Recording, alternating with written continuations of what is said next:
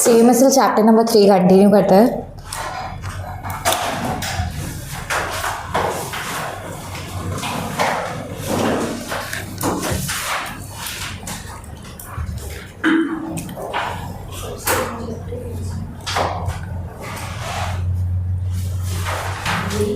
यही है पहला चैप्टर CMSL में। यही सबसे बड़ा है। अच्छा बड़ा, तो ICDR बड़े तो LODR ICDR ये चैप्टर है। पार्ट बी में है ना? हाँ पार्ट बी में। इसकी बात कर रही हूँ। अच्छा पार्ट ए का सबसे बड़ा चैप्टर, चैप्टर नंबर 1 और 2 दोनों बराबर हैं और वो बड़े भी हैं।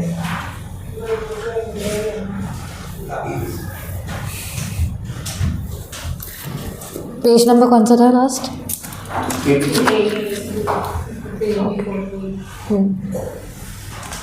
तो बाकी था 83 से ऐसा। हाँ 83 में ये हो गया था, that is section number 7A to make rules restricting the voting right. मैंने बोला था टू मेक बाईलॉज, ये बाईलॉज हाँ अपन ने 4 किए थे बाईलॉज में, और कुछ बाईलॉज अंडर टिक कर लेना, वही अपने को करना है। नहीं करने वो कट करवा दो नहीं टिक ही कर लो तो करना है, क्योंकि अपने को एटलीस्ट 7 या 8 ही करने हैं, बाकी नहीं करने इतने सारे। H वाला अंडरलाइन करो।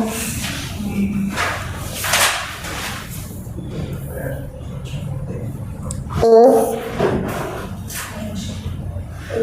P Q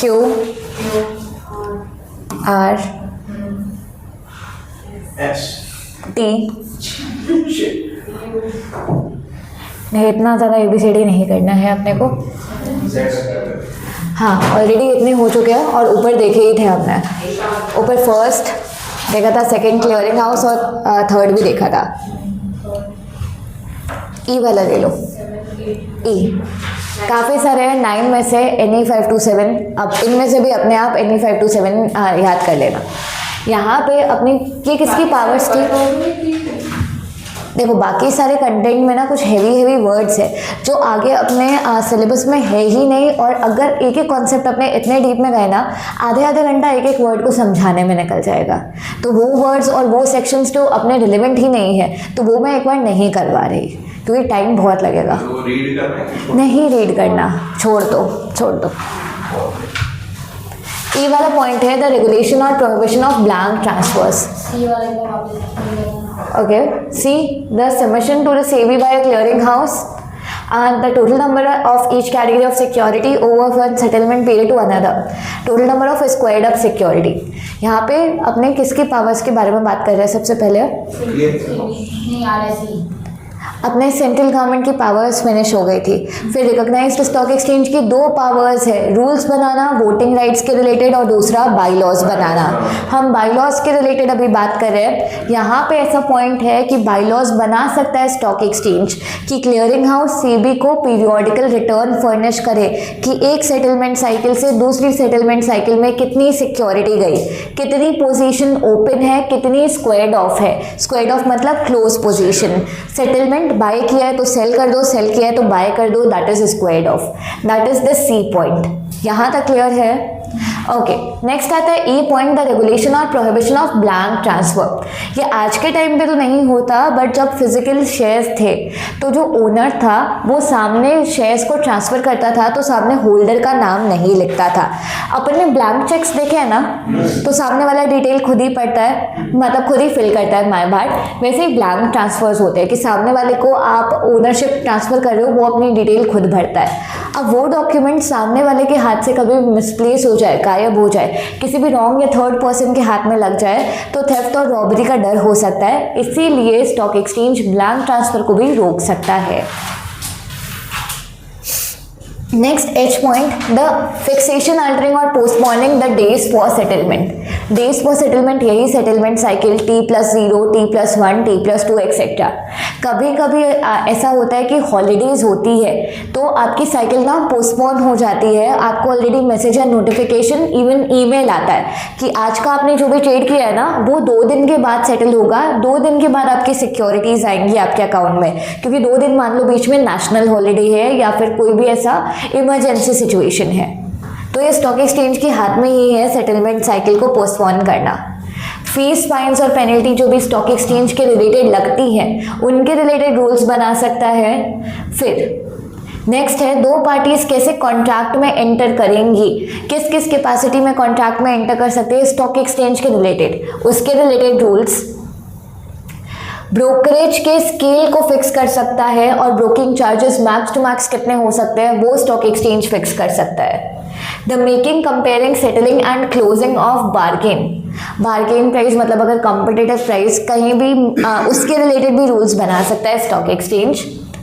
the regulation of dealing by members for their own account, stock exchange के जो भी मेंबर्स हैं दोज आर ब्रोकर अगर खुद के बेसिस पे ट्रांजेक्शन करना चाहते हैं तो किस हिसाब से ट्रेड कर सकते हैं, क्या रूल्स उनको खुद के लिए फॉलो करने पड़ेंगे। Regulation of dealing. नेक्स्ट आता है on page number 85 section number 9 sub section 3 provides that the bylaw may specify the bylaw contravention enter in accordance with the bylaw void।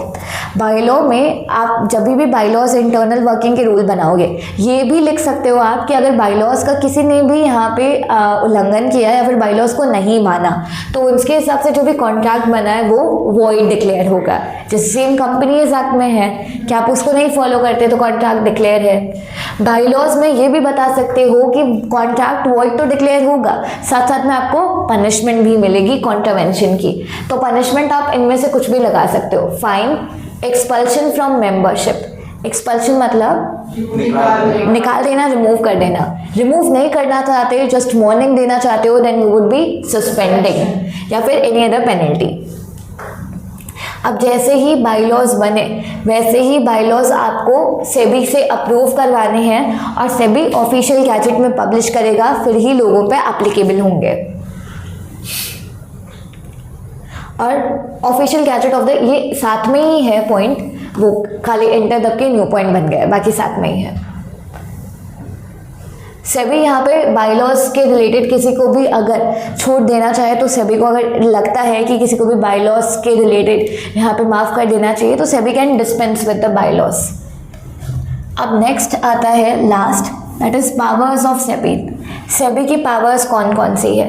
कुछ पावर्स ऑलरेडी हमने ऊपर पढ़ी हुई है, वही सेम टू सेम सेबी की भी पावर्स हैं। जैसे स्टॉक एक्सचेंज के पास था बायलॉज बनाने का पावर, वैसे ही यहाँ पे सेबी के पास बायलॉज बनाने का पावर है। सेबी यहाँ पे देखो 2 चीज़ हो सकती है, बायलॉज किसके रिलेटेड बनता है? स्टॉक एक्सचेंज के रिलेटेड। अब यहाँ पे स्टॉक एक्सचेंज नहीं बना पा रहा, उसने रिक्वेस्ट किया है सेबी को बनाने के लिए, तो सेबी स्टॉक एक्सचेंज के लिए बायलॉज बना के स्टॉक एक्सचेंज को दे देगा। या फिर सेबी बोल रहा है स्टॉक एक्सचेंज को कि आप बनाओ, with in time stock exchange नहीं बना रहा तो सेबी खुद ही बना के बायलॉज दे देगा। यही यहाँ पे लिखा हुआ है कि अगर सेबी को राइटिंग में रिक्वेस्ट मिली है और सेबी को लग रहा है कि इम्पोर्टेंट है बायलॉज बनाने के लिए तो सेबी खुद बायलॉज बना देगा। और बायलॉज को सेबी अमेंड भी कर सकता है, मॉडिफाई भी कर सकता है, लेकिन बायलॉज वापस ऑफिशियल गैजेट में आपके पब्लिश होंगे। नेक्स्ट पॉइंट यहाँ पे बोला गया है कि अगर सेबी ने कोई भी बायलॉज बनाए, स्टॉक एक्सचेंज उससे खुश नहीं है, तो यहाँ पे with in 2 months of publication apply for revision. Stock exchange SEBI को अप्लाई भी कर सकता है कि आपने जो बायलॉज बनाए we are not happy with it, ये पॉइंट्स के रिलेटेड आप बायलॉज रिवाइज कर दो, तो 2 महीने के अंदर अंदर आप रिवाइज करवा सकते हो। अब स्टॉक एक्सचेंज का ही एंड डिसीजन है रिवाइज करना या नहीं, क्योंकि इट इज़ सुपीरियर बॉडी, लेकिन आपको एक अपॉर्चुनिटी ऑफ बीइंग हर्ड मिलेगी।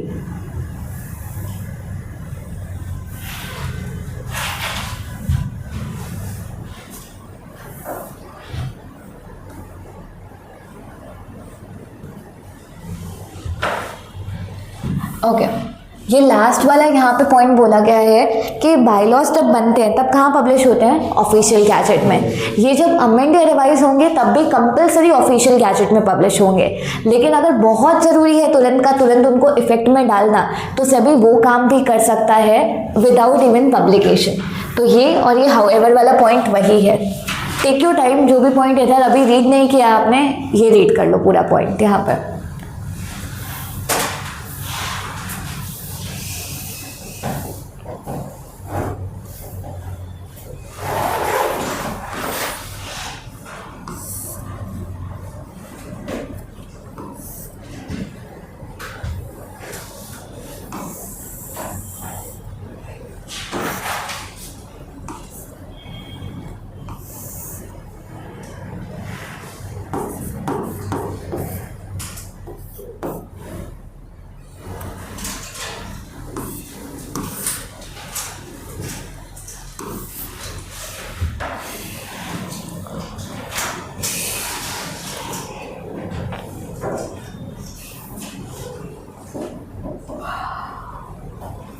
रीड हो गया?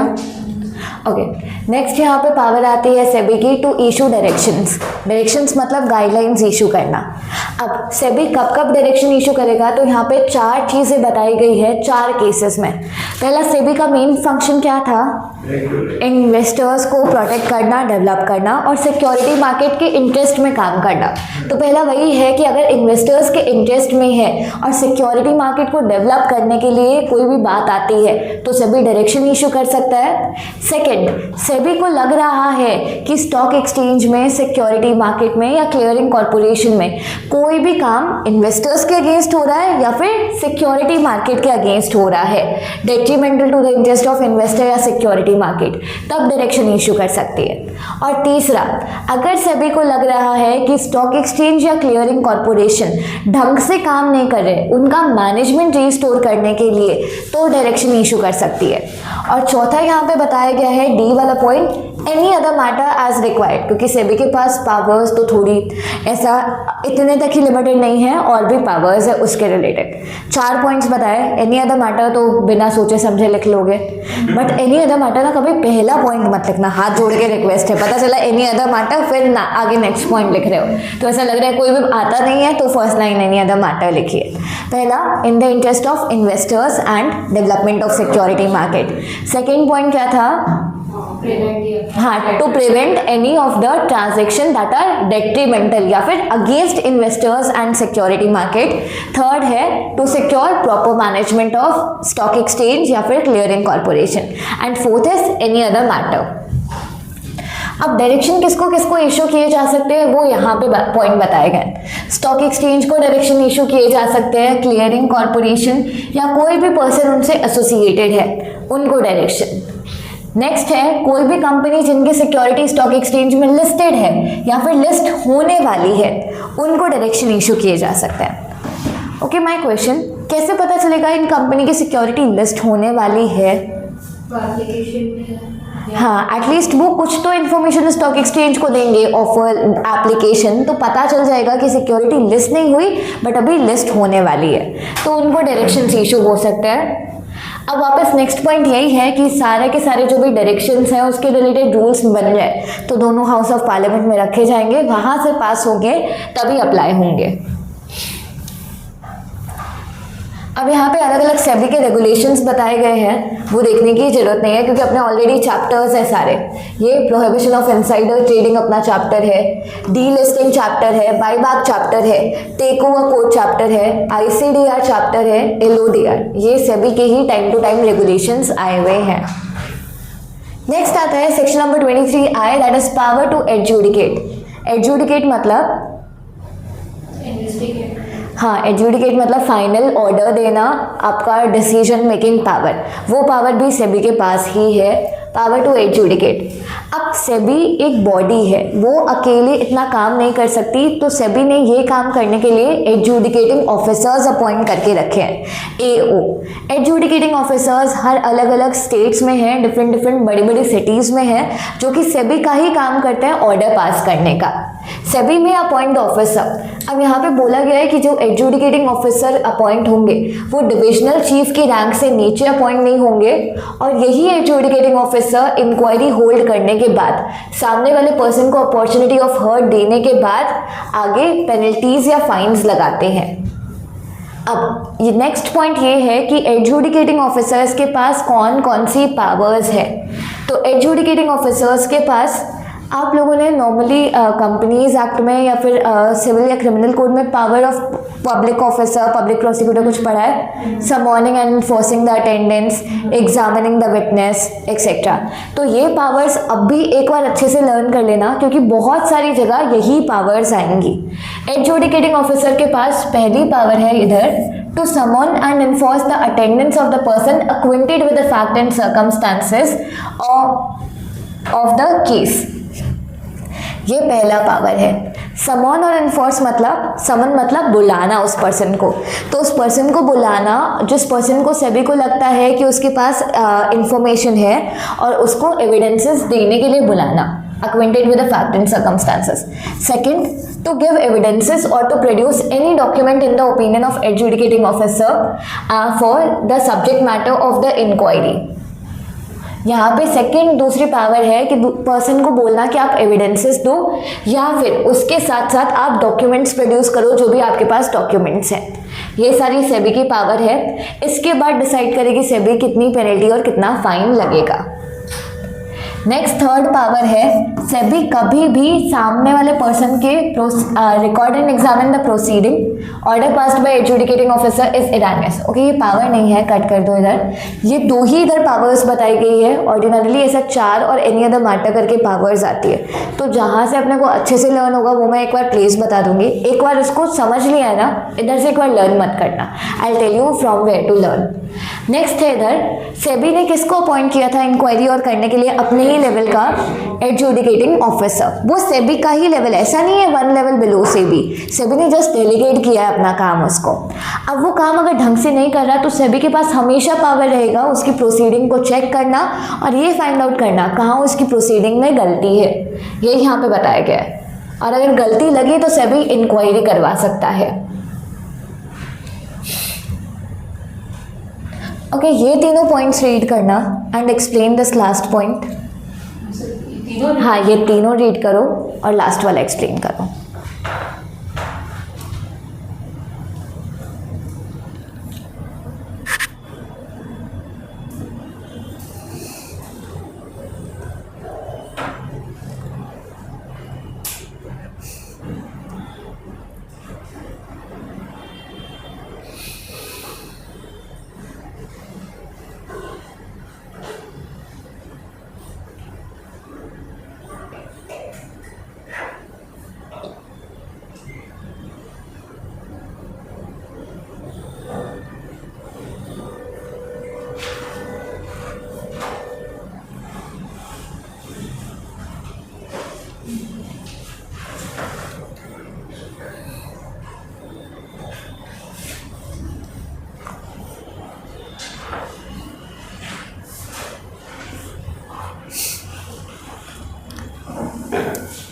पॉइंट समझ आया? इस पॉइंट का मतलब क्या है? नथिंग शैल कि लाइक बेबी है, वो अब कुछ एग्जामिन कर रहे रिकॉर्ड, कुछ चेंज करवाना चाहते तो उन्हें 3 महीने के अंदर बोलना होगा ऑर्डर पास होने के बाद। और डिस्पोजल ऑफ अपील। ओके, तो अपनी हायरार्की क्या थी? सेबी एडजुडिकेटिंग ऑफिसर से अपील कहाँ जाती है? SAT, security appellate tribunal. तो अगर एडजुडिकेटिंग ऑफिसर ने ऑर्डर पास किया है, सेबी को चेंज करवाना है, 3 महीने में करवाओ, या फिर अगर अपील सैट के पास चली गई है, वो अपील खत्म हो गई है, दोनों में से time period whichever is earlier, वहाँ तक ही सेबी आपके ऑर्डर्स में चेंज करवा सकती है। क्योंकि लॉजिकल पॉइंट है, सेबी के इनके ऑर्डर के अगेंस्ट अपील कहाँ जाती है? सैट। सेबी से बड़ा या छोटा है? ऑटोमेटिकली बड़ा है, अपील जारी है ना। और SAT is security appellate tribunal, अगर बड़ा है तो हमने जो ऑर्डर पास किया फिर आगे तो SAT ही देखेगा ना, तो अभी अपने को बोलने का कोई हक नहीं है वैसा। नेक्स्ट है public issue and listing of security. Okay, यहाँ पे सारे पावर्स फिनिश होते हैं।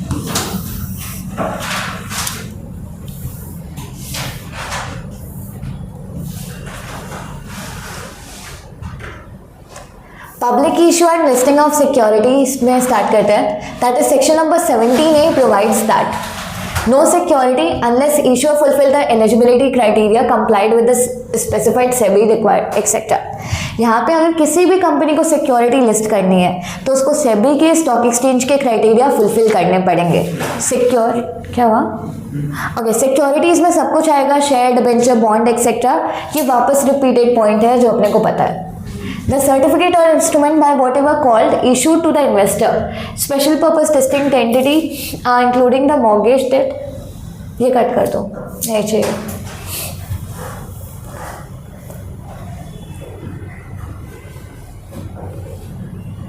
ये भी नहीं चाहिए। Listing of security. When the securities are listed, such person shall comply with listing regulation. अगर आपकी सिक्योरिटी लिस्ट होती है कंपलसरी LODR रेगुलेशन आपको फुलफिल करना है। स्टिल नॉट रिलेवेंट पॉइंट, मतलब अपने एग्जाम पॉइंट ऑफ व्यू से पूरा का पूरा LODR ऑलरेडी आ ही रहा है। नेक्स्ट है right of appeal. Right of appeal to central government against the refusal of stock exchange to list the security of public company. अब पब्लिक कंपनी है, कोई कंपनी जाएगी कहाँ पे? स्टॉक एक्सचेंज के पास अपनी सिक्योरिटीज़ लिस्ट करने। अगर सिक्योरिटीज़ लिस्ट करने जा रही है और स्टॉक एक्सचेंज ने मना कर दिया तो वो किसके पास अपील फाइल करेगी? सेबी के पास। तो बेसिक अथॉरिटी कौन सी है? सेबी है। स्टॉक एक्सचेंज क्या है? सेबी से छोटी अथॉरिटी है और सेबी के ही एडजेसेंट ऑफिसर्स जो सेबी अपॉइंट करता है that is what? Adjudicating officer. तो हायरार्की यही है, सेबी हो गया, SAT हो गया एंड सुप्रीम कोर्ट हो गया। सेबी के ही बदले आप AO लिख सकते हो, एडजुडिकेटिंग ऑफिसर, क्योंकि सेबी ही अपॉइंट करता है। अगर स्टॉक एक्सचेंज ने कोई ऑर्डर पास किया है तो उसके अगेंस्ट अपील हमेशा सेबी के पास ही जाएगी। इधर सेंट्रल गवर्नमेंट लिखा हुआ है, क्यों? क्योंकि ये एक्ट कब आया था? 1956। उस टाइम सेंट्रल गवर्नमेंट ही ये सारे काम कर रही थी। Central government.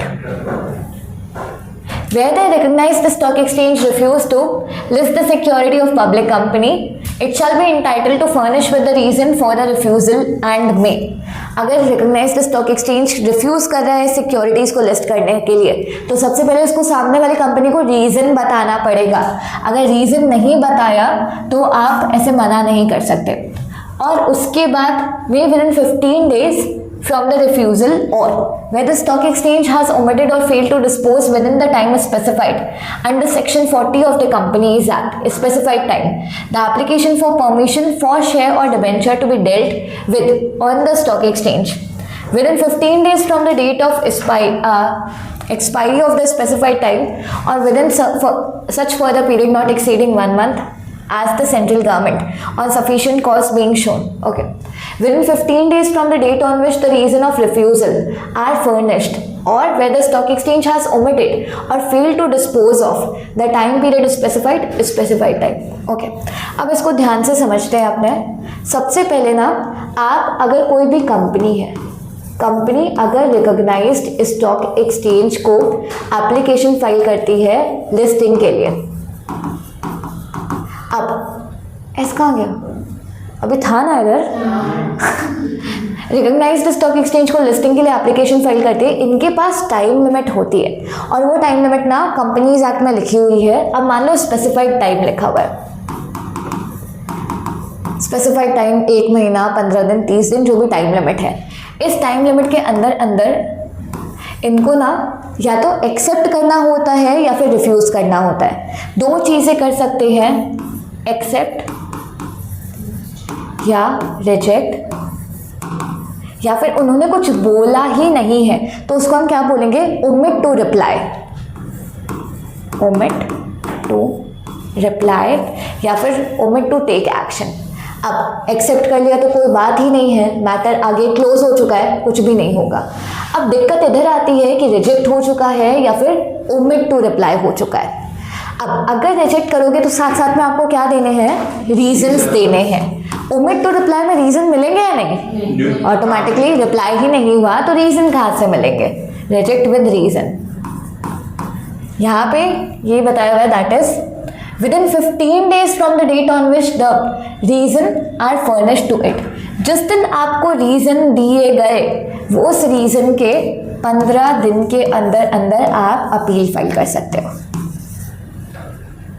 नेक्स्ट यहाँ पे बताया गया है where the stock exchange has omitted within the specified time the security shall be dealt on stock exchange within 15 days from the expiry of a specified time or further period not exceeding 1 month। तो यहाँ पे बताया गया omit to reply, जिस दिन reply नहीं कर पाइए, टाइम लिमिट खत्म हुआ था उस दिन आप रिप्लाई नहीं कर पाए तो इस टाइम लिमिट के कितने दिन के अंदर अंदर, 15 दिन के अंदर अंदर आप अपील फाइल कर सकते हो। पॉइंट समझ आ रहा है? पॉइंट इधर क्या है कि एक स्पेसिफाइड टाइम मिला था, उस टाइम पीरियड के अंदर अंदर आपने रीज़न दे दिए तो जिस दिन आपको रीज़न मिले उसके 15 दिन के अंदर अंदर अपील फाइल करो। अगर टाइम लिमिट के अंदर सामने वाले स्टॉक एक्सचेंज ने कुछ बोला ही नहीं था, ओमिट टू रिप्लाई हो गया, तो जो जैसे ही टाइम पीरियड खत्म हुआ उसके 15 दिन के अंदर अंदर आप अपील फाइल करो। इसी टाइम पीरियड को इधर बढ़ाया हुआ है from the date of expiry और within a further period not exceeding 1 month as the central government on sufficient cause being shown. इसके अलावा भी आपको एक्स्ट्रा टाइम दिया हुआ है, max to max further period कितना, 1 month जितना आपको एडिशनल और टाइम दिया गया है। अगर वो सेंट्रल गवर्नमेंट चाहे तो उस केस में आपको ये टाइम लिमिट बढ़ा के बता सकती है। ये 1 month इधर भी टाइम लिमिट है और ये 1 month का टाइम लिमिट इधर भी है, दोनों में 1 month का आपको एक्सेस टाइम लिमिट मिला हुआ है। इधर तक क्लियर है? ओके एक मिनट समझ लो फिर नोट डाउन कर लो साथ साथ में, या तो नोट डाउन कर रहे हो, क्या कर रहे हो? कर दिया। ठीक है, अगर बाकी है तो 1 मिनट, इधर जस्ट खत्म ही हो रहा है। जैसे ही आपने अपील फाइल की, किसको फाइल की, सेंट्रल गवर्नमेंट को या फिर सेबी को अपील फाइल की, 3 ही काम हो सकते हैं। आपका ऑर्डर क्या कर सकते हैं, हाँ 3 चीज़ें हो सकती है कि आगे स्टॉक एक्सचेंज के ऑर्डर को पूरा का पूरा इन्होंने एक्सेप्ट किया या फिर मॉडिफाई किया, थोड़ा बहुत चेंज, और तीसरा सेट असाइड। और इन तीनों में OOBH दोनों पार्टी को मिलेगा। एक्सेप्ट करना ऑर्डर स्टॉक एक्सचेंज का, ठीक है, वैसा ही ऑर्डर है, आपको मानना ही पड़ेगा। थोड़े बहुत टर्म्स कंडीशन चेंज कर दिए, modify. Set aside, stock exchange का पूरा ऑर्डर ही हटा दिया, फ्रेश ऑर्डर इशू किया, एंड ये फाइनल ऑर्डर होगा।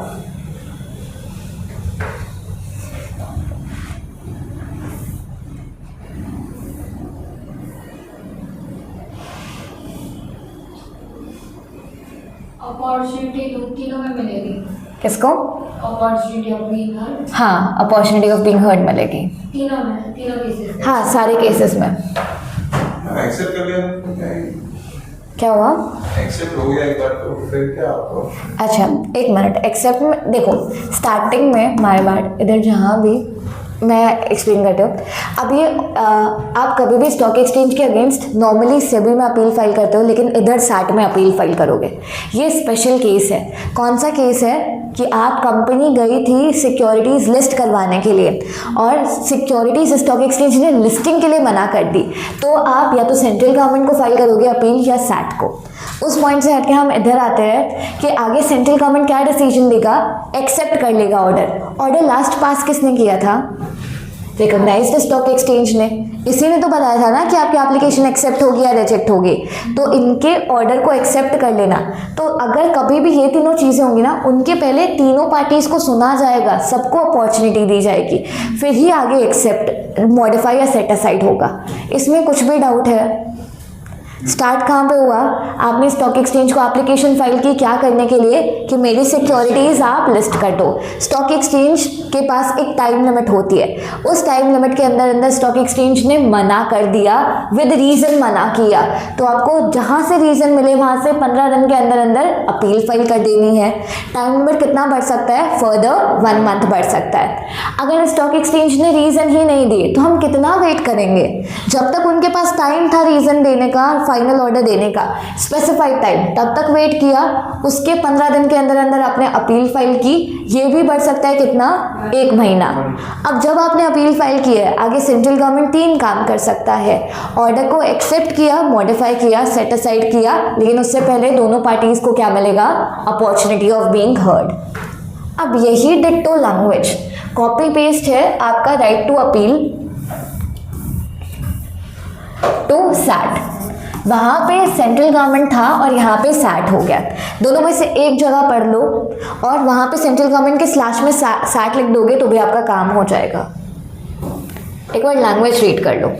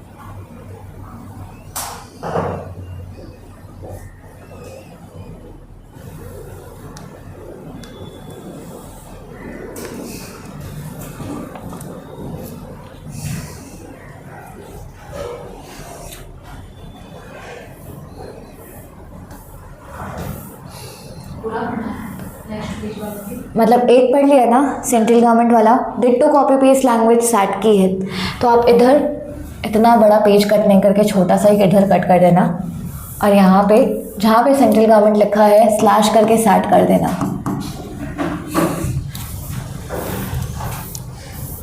नेक्स्ट आता है राइट टू लीगल रिप्रेजेंटेशन। कोई भी पर्सन, ये ट्रिब्यूनल्स होती है, ट्रिब्यूनल्स और कोर्ट में लीगल रिप्रेजेंटेशन में डिफरेंस होता है, सेम चीज़ें होती है?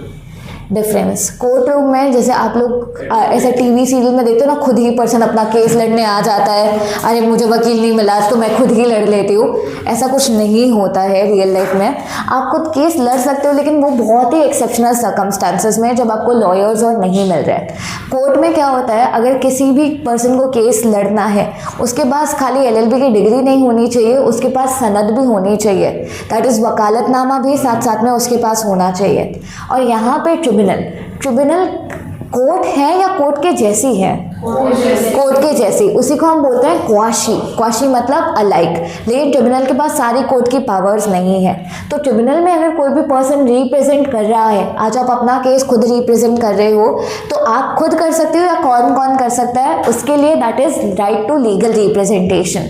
तो ट्रिब्यूनल में आप खुद भी रिप्रेजेंट कर सकते हो, आपके बिहाफ पे CA, CS, CMA या कोई भी लीगल प्रैक्टिशनर या कोई भी आपके कंपनी का ऑफिसर या एम्प्लॉय आपको रिप्रेजेंट कर सकता है। Right to appeal to supreme court. अब अगर कोई भी सैट के डिसीजन से सेटिस्फाइड नहीं है तो वहाँ से उसके पास 60 डेज का टाइम होता है सुप्रीम कोर्ट के पास अपील फाइल करने का। अब सुप्रीम कोर्ट यहाँ पे बताया हुआ है कि 60 डेज का टाइम में आप अपील नहीं फाइल कर पाए तो फर्दर एक्सटेंशन होगा up to further 60 days.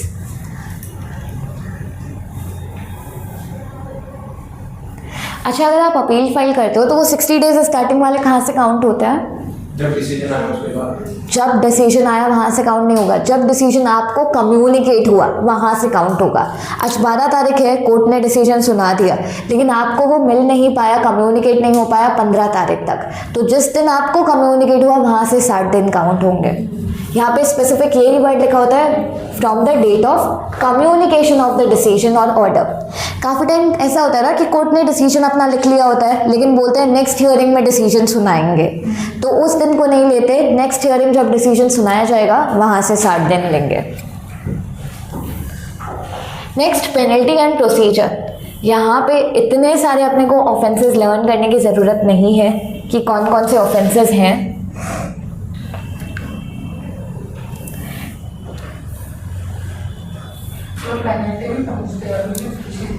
Penalties पूछते हैं, ऐसा नहीं है कि पेनल्टीज नहीं पूछते, बट काफ़ी टाइम ऐसा होता है ना कि जैसे अपना ECIPL है उसमें बहुत सारी पेनल्टीज़ है, CMSL में कंपेयर टू ECIPL कम पेनल्टीज़ है।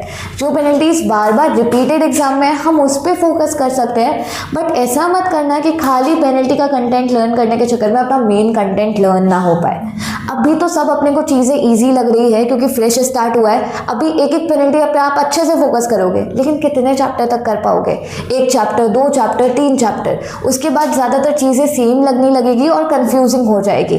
तो जहाँ तक लर्न कर सको that is well and good. जो जो इम्पोर्टेंट है I will also let you know कि ये काफ़ी टाइम आया हुआ है, बाकी लर्न करना दैट इज़ वेरी नाइस। अगर लर्न कर सकते हो तो that is your call, but I would suggest कि मेन कंटेंट और कॉन्सेप्ट पे थोड़ा ज़्यादा फोकस करते हुए एक बार पेनल्टी पे थोड़ा कम फोकस करना।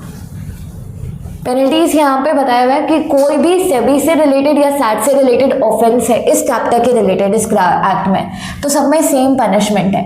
Imprisonment of the term which may extend to 10 year और fine which may extend to 25 crore और बोथ। आगे भी सेम पनिशमेंट बताई गई है, इम्प्रिजनमेंट और फाइन और बोथ।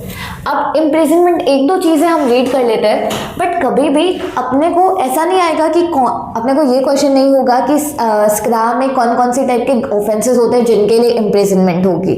आपको एक ऑफेंस बता दिया जाता है और उसके लिए डायरेक्टली इम्प्रिजनमेंट पूछा जाता है। तो यहाँ पे अपने को ऑफेंस लर्न करते नहीं बैठना, एक बार बस रीड कर लो।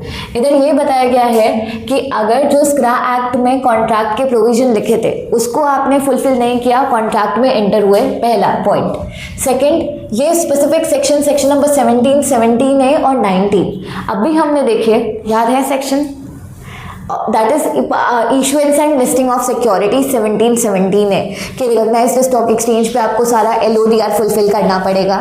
तो अगर कहीं भी कॉन्ट्रावेंशन होता है एज सच तो आपको इतनी पेनल्टी इस एक्ट के लिए याद रखनी है। बाकी आगे भी सेम है, imprisonment with a fine which may extend to 25 crore in contravention. तो एक पेनल्टी बस टिक कर लो, बाकी रीड नहीं करोगे तो चलेगा। और बहुत सारे ऑफेंस हैं, आप लोग अगर मॉड्यूल खोलोगे ना तो इस चैप्टर्स के रिलेटेड और बहुत सारे ऑफेंसेस मिलेंगे, 3-4 पेजेस के आपको ऑफेंसेस और मिल जाएंगे। तो वो कंटेंट यहाँ पे ऐड ऑन इसलिए नहीं किया है क्योंकि ऐड ऑन करके कोई सेंस नहीं बनेगा, इतनी सारी पेनल्टीज जब अपने को लर्न ही नहीं होने वाली। अगर किसी को रेफर करना है तो मॉड्यूल में यू कैन रेफर। नेक्स्ट है settlement of administrative and civil proceeding. उसके बाद है appeal to SAT. Appeal to SAT में ये जो हमने अभी अपील वाला प्रोविजन पढ़ा था ना, वो किसके रिलेटेड प्रोविजन था कि अगर आप लिस्टिंग के रिलेटेड आपको अलाउ नहीं किया गया तब आप अपील कर सकते हो। नॉर्मल हायरार्की जो हमने स्टार्टिंग से देखी वही हायरार्की है, दैट इज सेबी एंड फिर आता है सैट। अब यहाँ पे और सैट से सेंट्रल गवर्नमेंट का टाइम कितना था? 60 days which can be further extended to 60 days. SEBI से सैट का टाइम ये लर्न कर लेना, पूरे चैप्टर में यही टाइमलाइन आएगा, पूरे सब्जेक्ट में यही टाइमलाइन है। कोई भी अगर स्टॉक एक्सचेंज के ऑर्डर से या फिर एडजुडिकेटिंग ऑफिसर के ऑर्डर से सेटिस्फाइड नहीं है, दैट इज EO का order, adjudicating officer, any person, stock exchange और ऑर्डर ऑफ सेबी या फिर स्टॉक एक्सचेंज, इनके ऑर्डर से सेटिस्फाइड नहीं है, सैट को अपील फाइल करेगा। 45 डेज सैट आपको अपॉर्चुनिटी ऑफ बीइंग हर्ड देगी। ऑर्डर को 3 कर सकती है, क्या 3 चीज़ है? Accept, modify, set aside. Accept को इधर कंफर्म लिखा हुआ है, तो कंफर्म, मॉडिफाई, सेट असाइड 3 चीज़ें हो सकती है। फिर सैट ऑर्डर की कॉपीज दोनों पार्टीज को दे देगी और कम्युनिकेट कर देगी। ये टाइम लिमिट यहाँ पे नहीं है, कि सैट को अपील कितने टाइम में ख़त्म कर देनी है। आप तो अपील फाइल करके अपना काम फिनिश कर लोगे 45 डेज़ में, लेकिन सैट को 6 महीने मैक्स टू मैक्स मिलते हैं एक अपील के रिलेटेड डिसीजन सुनाने का, डिस्पोज ऑफ करने का।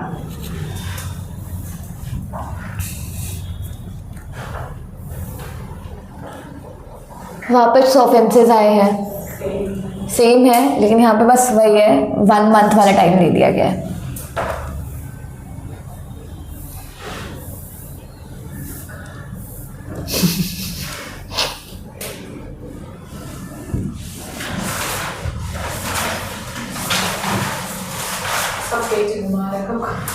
हाँ, बहुत बड़ा चैप्टर है और ये इंटरेस्टिंग भी इतना नहीं है, खाली सबके पावर्स ही आ रहे हैं कि पावर्स सेबी के क्या है, सेंट्रल गवर्नमेंट के क्या क्या पावर्स हैं। ओके, आज का ये लास्ट टॉपिक ही रखते हैं, settlement of administrative and civil proceedings. Any person against whom the proceeding. Okay, एक चीज़ बताना, पावर टू ग्रांट इम्यूनिटी क्या वो प्रोसीडिंग स्टार्ट होने से पहले मिलती है या बाद में? पहले मिलती है। अब प्रोसीडिंग स्टार्ट हो गई तो उसके बाद आपको रियलाइज़ हो रहा है कि ठीक है छोटी मोटी गलती है, एक अमाउंट दे देते हैं हम, फाइन। देखो 2 केसेस है, एक तो आपको पता है कि आपने गलती की है, फाइन पे करने के लिए रेडी हो आप, और फिर प्रोसीडिंग चले, फिर प्रूफ हो कि आपने गलती की है, तो उधर अपने को क्या क्या दिक्कत आएगी? टाइम वेस्ट होगा, बार बार हियरिंग में जाना पड़ेगा, फाइन के ऊपर भी अपना एक्स्ट्रा अमाउंट लग जाएगा। तो ना तो टाइम को वेस्ट करते हुए हम यही बेटर समझते हैं कि एक बार ना हम उस प्रोसीडिंग के रिलेटेड सेटलमेंट करवा दें। सबने कंपाउंडिंग पढ़ा होगा। ओके, कंपाउंडिंग का मतलब यही होता है कि आपके अगर सिविल केसेस या एडमिनिस्ट्रेटिव केसेस चल रहे हैं तो हम सामने से ही अपना गिल्ट कबूल कर लेते हैं और जो फाइन पे करना है वो फाइन पे कर देते हैं। तो यहाँ पे यही सेटलमेंट कि हमें इतना लंबा प्रोसिक्यूशन नहीं चलाना, 2 साल 4 साल जहाँ पे इतना टाइम लग जाए, तो हम सेटलमेंट ही करवा देते हैं प्रोसीडिंग का। तो ये स्टेज यहाँ पे बताया गया है कि कोई भी पर्सन जिसके रिलेटेड प्रोसीडिंग स्टार्ट हो चुकी है, हैव बीन इनिशिएटेड और मे बी इनिशिएटेड, मतलब दोनों केसेस आपको लग रहा है प्रोसीडिंग स्टार्ट होने वाली है या स्टार्ट हो चुकी है, mid of the proceeding, under respective section में file application in writing. SEBI को आप एप्लीकेशन फाइल करोगे सेटलमेंट के रिलेटेड। अब सेबी सारे के सारे कुछ चीज़ों को कंसीडर करेगा। सेटलमेंट का मतलब काफ़ी टाइम ऐसा होता है आपकी गलती नहीं है, फिर भी आप चाहते हो कि केस ख़त्म हो जाए, तो भी आप सेटलमेंट फाइन या फीस पे कर देते हो। रीज़न टाइम अपने लिए ज़्यादा इंपॉर्टेंट हो जाता है उस केस में। अब सेबी कुछ चीज़ों को कंसीडर करेगा, फिर ही सेटलमेंट करवाएगा। 3 चीज़ें, nature, gravity and impact of offence या फिर डिफ़ॉल्ट। नेचर मतलब किस टाइप का है, सिविल नेचर का, क्रिमिनल नेचर का, मनी लॉन्ड्रिंग जैसा ऑफेंस है, इनसाइडर ट्रेडिंग क्या है, या नॉर्मल छोटे मोटे कॉन्ट्रैक्ट में गलती की है। ग्रेविटी मतलब कितना सीरियस ऑफेंस है, और इम्पैक्ट मतलब आपके ऑफेंस की वजह से कितनी लोगों पे असर पड़ा है, दैट इज़ इम्पैक्ट। अगर ये सारी चीज़ें मैनेजेबल है, माइन्यूट है, छोटी है, तो आपका सेटलमेंट हो सकता है। में लिखा हुआ है मतलब सेटलमेंट हमेशा हो जाए, ये चीज़ ज़रूरी नहीं है। फिर डिफ़ॉल्टर को एक सम से भी बता देगी, आप वो पे कर दोगे तो आपका सेटलमेंट हो जाएगा। For the purpose of settlement the procedure specified under the act shall apply, no appeal shall lie under settlement. ये पॉइंट आपको ध्यान में रखना है। नॉर्मल सेबी के ऑर्डर के अगेंस्ट आप अपील कहाँ फाइल करोगे? सैट में। लेकिन सेटलमेंट में तो हम खुद ही ओखली में सर देने गए हैं ना, खुद ही मानने के लिए गए हैं कि ये हमारी गलती है, तो भले ही सेबी ने कोई भी ऑर्डर पास किया हो, उसके अगेंस्ट आप अपील फाइल नहीं कर सकते। और एडजुडिकेटिंग ऑफिसर आज के केस में भी अब सारा का सारा सेटलमेंट अकाउंट कहाँ पे जाएगा, तो बताया गया है कंसोलिडेटेड फंड ऑफ इंडिया में। इंडिया का जो नेशनल फंड है जहाँ पे ये फाइन पेनल्टीज़ का अमाउंट जाता है, वहाँ पे जाएगा। लेकिन कुछ चीज़ें सेटलमेंट अमाउंट से हटा दी जाएगी, including the disgorgement amount and legal cost under the act excluding, my bad. अब यहाँ पे सेटलमेंट अमाउंट में हुआ क्या, नॉर्मली माना यही जाता है कि स्टॉक एक्सचेंज में एक पर्सन का गेन मतलब दूसरे पर्सन का लॉस। Loss. आपने कोई चीज़ गलत की, आपने फ्रॉड किया, तो आपका गेन मतलब सामने वाले का लॉस हो गया। तो मान लो आपने 2 लाख का ट्रांजैक्शन किया था, उसमें सामने वाले का 2 लाख का लॉस था।